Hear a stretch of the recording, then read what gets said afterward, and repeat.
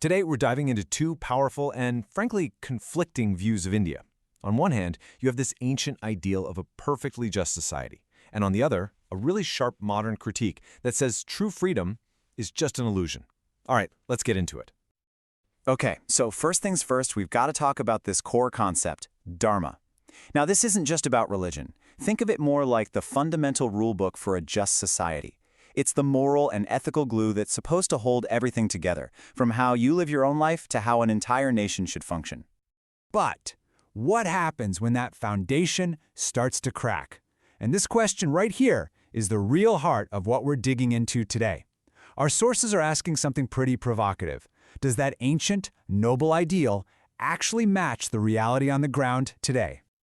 So, before we get to the critique, let's be clear on what the blueprint was supposed to be. In ancient political thought, a society built on dharma is one where the leaders are absolutely bound by a moral duty to serve the people. The whole point is to ensure justice and harmony for everyone. And look, this isn't some vague, fuzzy idea. It's a specific game plan. Texts like the Mahabharata lay out this framework called Raj Dharma, which is basically the ruler's job description. And the number one rule? Power is not your right. It's a sacred trust. Your entire job is the well-being of the people. Period. So think about that. Your legitimacy as a leader isn't something you're born with or something you can just seize. You have to earn it.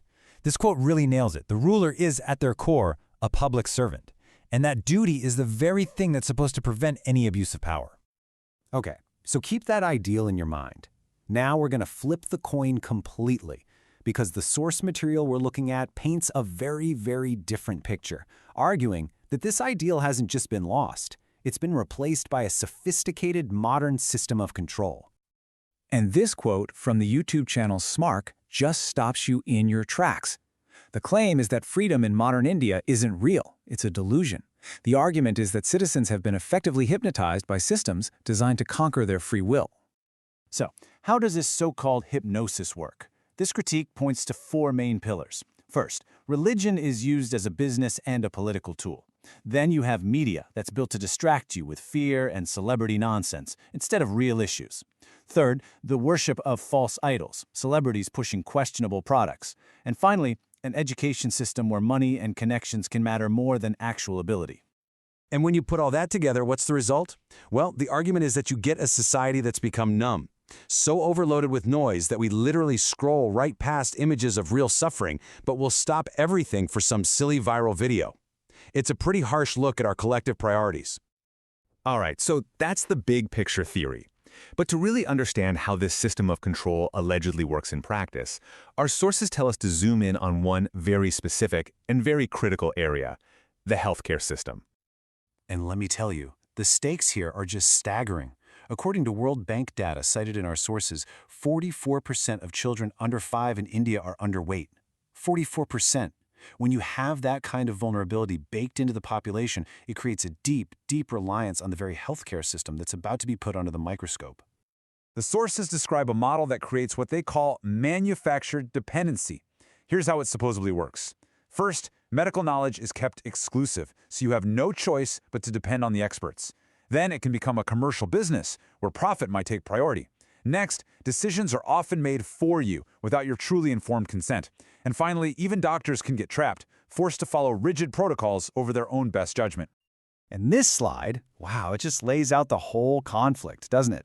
On one side, you have institutional control. Decisions are made for you. Knowledge is guarded, fear is used to get you to comply, and you're dependent.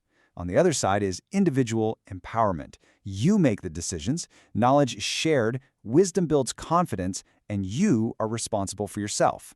The critique argues the current system is way over on the left. Dr. Srivatsa, a physician cited all over our sources, puts it this way. He argues the system can actually weaponize the fear of illness itself, turning your natural anxiety into a profit engine through tests, pills, and procedures. Okay, so that's a pretty heavy critique, and it paints a really bleak picture.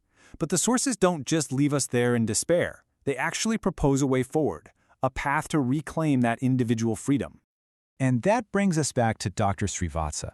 He's developed a system he calls Dr. Maya, and its entire purpose is to break that cycle of dependency and fear we've been talking about, and to give human agency back to the individual. The name Maya is key because it literally means illusion. The whole point is to shatter the illusion that you're helpless. The goal is to empower everyone, whether they're literate or not, with simple, accessible knowledge, like color-coded systems instead of confusing jargon. It helps you understand your own body, avoid unnecessary consultations, and become self-reliant. And what's so fascinating is this brings us full circle, right back to where we started. This path is framed as a return to Dharma, but not a ruler's duty. It's about Swadharma. That's your personal duty to take responsibility for your own life, your own body, and your own knowledge.